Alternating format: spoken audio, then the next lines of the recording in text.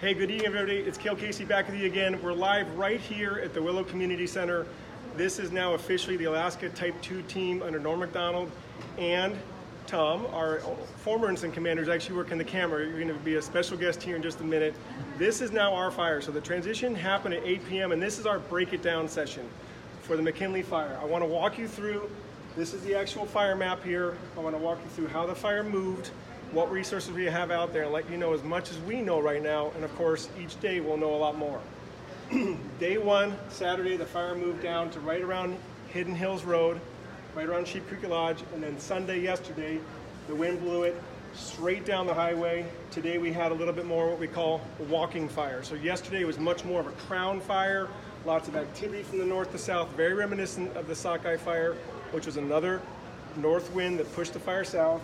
Today, the fire behavior is walking. What does that mean? It's a ground fire, moving on the edges of things. That means we're doing point protection, which is what firefighters do best in Alaska. They get near the structures, they work right up around them, they have their engines there, they have their water supplies, and they're putting out the ground fire around the home. So any home that has had fire around it is still being monitored and patrolled by the firefighters. We have a night shift on, and here's where everybody is. The Midnight Sun Hot Shot crew is working the north of the fire. White Mountain Type 2 Initial Attack Crew is working this northwest area right here. Pioneer Peak Hot Shots are working the southern end, which is going to be eventually our anchor here.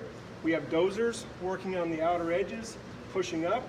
We also have some features that are helping us, like this swamp right in here.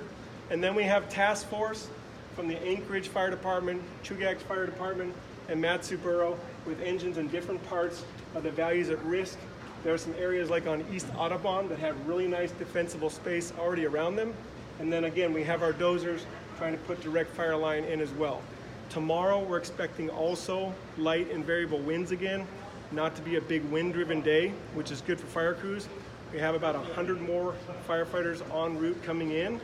And then we have right now about 3,000 approximate acres of total fire activity. So for a lot of you, this is the first time you're seeing how the fire moved. Again, from the north to the south, wind-driven, and as you can tell, there's still a lot of perimeter to put in place. We're showing 0% containment.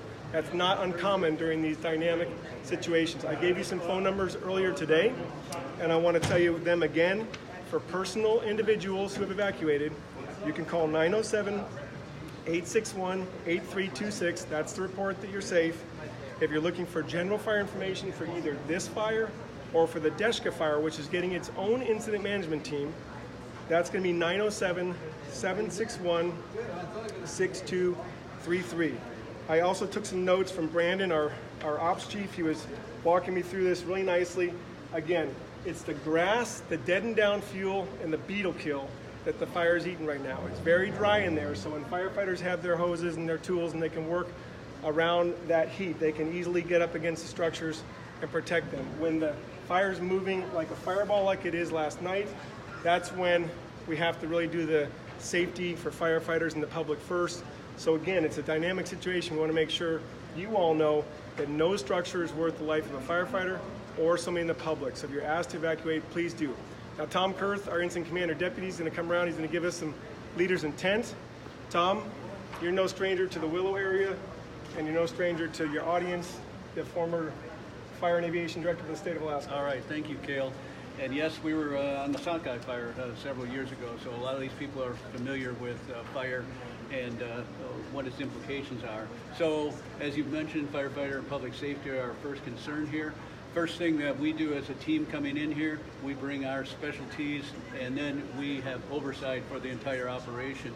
First thing being is that we're going to alleviate the initial attack resources and get them back to their home bases so that they can rest and recuperate and be ready for the next fire. Then a lot of the things that you were talking about is protection of this infrastructure. Certainly these structures that are within this perimeter to make sure that we don't have any more damage or anything go down. But also within here is the railroad, and also very important is the Parks Highway, and trying to get that eventually opened up to traffic is critical on our list to get things back to normal in some places here. Our end state would be to make sure that all these places are assessed.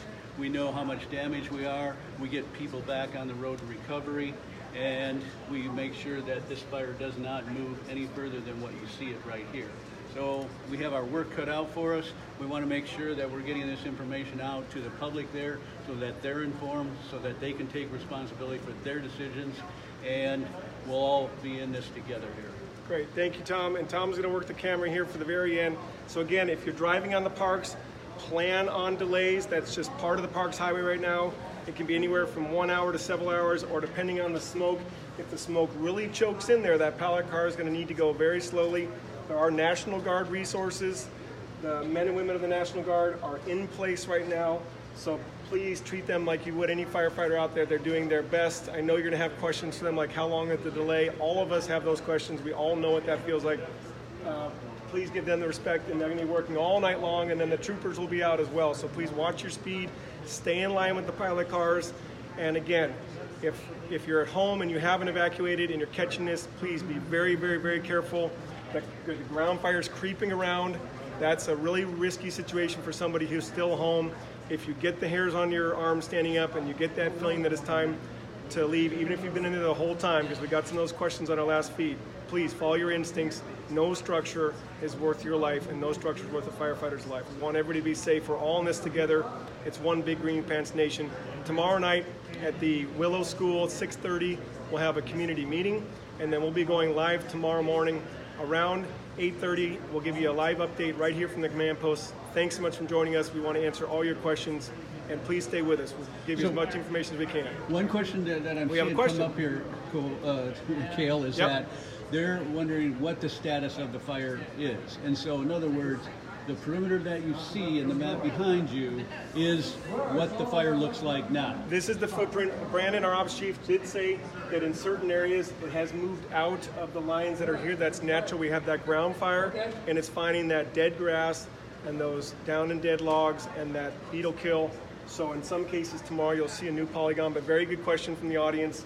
Because it's dynamic and because of the situation with the dryness of the fuels, this is the general shape, and then we update this as much as we can. And so fire perimeter we're looking at is from mile 84 up to... So here's mile 84. No, that's up at 92. I'm going from south to north. Yep, sorry. So 84 to 92 right now, right? Okay, yep. So for folks at home, the southern end of the perimeter is at mile 84. The northern end's at 92. When you drive through, you will see some losses, like the Caswell store was lost. You'll see some successes with home standing. You'll see engines and lights in people's driveways. Again, please just stay in line and drive carefully through. Do we have any other questions, Tom? Well, they're still asking about that southern border. So the extension that we've seen most recently is from mile 86 down to 84. So that's about a 2-mile extension in the last 24 hours. However, we're trying to, Brandon and the ops team would like this to be our anchor. So they like this to be where we work safely on both sides going direct, and they've already begun that attack. We do have Pioneer Peak Hotshot crew down here. They have usually a very good social media page. If you haven't been following them, they're a Palmer-based crew. They're real all-stars in Alaska, so follow their page. They've been working at the sides with dozers. We would like this to be the southern containment, because if we get another northern wind and it pushes out, we want this to not be able to push any further. And that was straight from Brandon just here half an hour ago. Okay, so 2 more questions. Okay. And that still is a focus on that southern border, whether that'll move further south tonight, which is low probability. Right, so Tom's giving you a good answer here. When we decide what our anchor is, that's where we're investing our end game of where this moves. So we'd like this to be where our attack is always successful, and we don't have to keep falling back. When you decide where your anchor point is, and Tom has much more fire experience in a 40-plus year career, but that's generally the rule of thumb, is you put your cards here and say we want it to stop here. Okay, and that's 1 mile north of the Kashwitna River, where it crosses the park's highway. The second question is about assessing structures, and that's going to take more time, right? Right. As we get stability out there. We do have crews going out tomorrow to do that sort of assessment, right? So in the earlier feed today, which we're going to put all these on YouTube, and there always will be on Facebook as well, so you can go back and watch either one. If you're not a Facebooker, we have this on YouTube. The Matanuska Borough Emergency Management Assessment Crews. These are the professionals who go in and they try to determine if something is an outbuilding or a primary residence or what have you. They will be officially allowed in the fire area tomorrow. As Tom said, that'll be August 20th. If you're watching this on the replay, that's Tuesday. Today's Monday night. And so they'll get in there tomorrow and they'll work on those assessments to get an idea of how many primary structures, how many secondary structures. Of course, this is also a time when rumors start flying around about so-and-so's house. And of course, people can film out their window and see that there are definitely structures lost. So we're being as transparent as we can here, and we love your questions, so keep them coming. We're here to serve you. This is obviously a very, very scary event for anybody whose house is anywhere around here, and a lot of my friends are right here. I live at milepost 7-3, so I feel exactly as concerned about, my gosh, if we can't hold this, then what? Well, there's always a primary, alternate, and contingency. The primary plan is to hold it here and work our way up. There are 4 big bulldozers and the Pioneer Peaks hot shot crew. There were 4 bucket ships, medium helicopters doing load and return. There's obviously plenty of water sources around, working these different edges. Any other questions, Tom? I think we're good. Okay, great. So we'll get back with you in the morning. Tune back in live tomorrow morning, right here from the command post, and we'll give you as much information as we can as the night shift reports in their report by about 0700. We'll get ready to go live again sometime after our operational briefing. And thanks for joining us. Okay, so one more question. One more question. Okay, good. Alerts on phones, which is if we're evacuating further, but this area is all in a level 3 evacuation. Yes, this is all a big level 3. So any homeowner in this area, and those maps are published. They have been published now for at least 24 plus hours. So those are the big areas. When you see the map on AK Fire Info, on the Matanuska Borough page, or on the Alaska DNR page, then you're going to see a big level 3. And so that's where the State Patrol, the Borough Emergency Management, and the team have all recommended that folks evacuate their home, and that's for your safety. Good. Okay, great. Thanks for all the questions. We'll get back to you in the morning. Any?